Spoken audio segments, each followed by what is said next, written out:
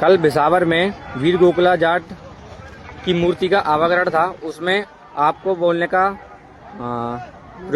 मौका नहीं दिया। इसमें आप क्या कहना चाहोगे विधायक जी? मुझे सिर्फ ये कहना है कि जो कल वीर गोकुला जो हमारा बहुत ही बड़े ऐतिहासिक योद्धा थे, जिन्होंने पूरे ब्रज क्षेत्र के सम्मान के लिए अपनी जान की कुर्बानी दे दी, उनकी जो मूर्ति का जो अनावरण हुआ है वो अपने आप में एक ऐतिहासिक पल था। और उस ऐतिहासिक पल में मुझे भी अपनी वेदना, अपने विचार प्रकट करने थे और मेरी बड़ी इच्छा थी। मैं उनका जो इतिहास के बारे में पिछले 25-30 साल से मैंने अध्ययन भी किया, क्योंकि मैं जाट महासभा का, अखिल भारतीय जाट महासभा का राष्ट्रीय अध्यक्ष रहा और उसके बाद में वर्तमान में उत्तर प्रदेश का राष्ट्रीय जाट महासभा जो हमारी है उसका मैं अध्यक्ष हूँ। और मुझे ये इच्छा थी कि हमारे जो वीर सपूत हैं, जो हमारी समाज के, जो जिन्होंने अपनी जान की न्यौछावर करके इस देश की रक्षा के लिए, चाहे वो जितने भी विदेशी आताताई आए हो, चाहे मुगल साम्राज्य हो, चाहे अंग्रेज हो, हमारी कौम ने उनसे डट कर के मुकाबला किया है और हमने देश की कुर्बानी के लिए कभी हम पीछे नहीं हटे। उस सारे विचारों को लेकर के वीर गोकुला, क्योंकि ब्रज के ही रहे, लड़ाई लड़ी थी उन्होंने 20,000 किसानों को एकत्र करके और युवाओं को एकत्र करके, जिसमें सारी जातियों के लोग थे।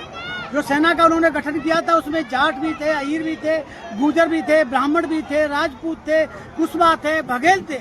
हमारी जितनी भी जातियां जो गांव में रहती हैं उनको सबको संगठित करके उन्होंने अपनी सेना बनाई और उस मुगल सम्राट के औरंगजेब के खिलाफ उन्होंने लड़ाई लड़ी। और आखिर में लड़ते लड़ते जब उनको धोखे से गद्दारों ने, जो समाज के जो गद्दार हैं, उन्होंने भेद खोला और उनको धोखे से पकड़ा गया और उसके बाद आगरा किले पे ले जा करके उनको मौत के घाट उतार दिया गया।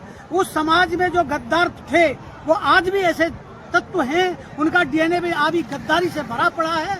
और उस गद्दारी का सबूत उन्होंने कल जो वीर गोकुला की जो मूर्ति का अनावरण के समारोह स्थल में जो सभा बुलाई थी, उस गद्दारी के जो बीज थे उनमें फिर अंकुरित हुए और उन्होंने फिर गद्दारी करने का काम किया।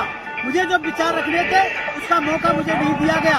मैं आज जनता से अपील करता हूँ, मुझे इस बात का खेद नहीं है, मुझे सिर्फ खेद इस बात का है कि जो मेरी विचारधारा थी, जो समाज के लिए मैं पिछले 40 साल से जो काम कर रहा हूँ, मैं अपने क्षेत्र के लिए काम कर रहा हूँ, अपनी कौम के लिए काम कर रहा हूँ, देश के कोने कोने में जाकर के अपनी ताकत को मजबूत करने के लिए, अपने समाज के नौजवानों के भविष्य को मजबूत करने के लिए, उनके अंदर एक अपने डीएनए को पहचानने के लिए जो भावना में लाने की जो बात करना चाहता था, उस बात से इस क्षेत्र के युवा, इस क्षेत्र के मजदूर और मेरे भाइयों को वंचित रखा गया। इस बात की जो इस लोग की जो लोगों ने ये कृत्य किया है, जो घृणित कृत्य किया है, जो इस समाज के गद्दार हैं, उन्होंने गद्दारी पहले भी की है और फिर वो काम कर रहे हैं, उसका उनको खामियाजा निश्चित रूप से भुगतना पड़ेगा। ये आने वाले समय में जनता इसको इस बात का सबक सिखाएगी। यही मेरा जनता से अपील है। धन्यवाद।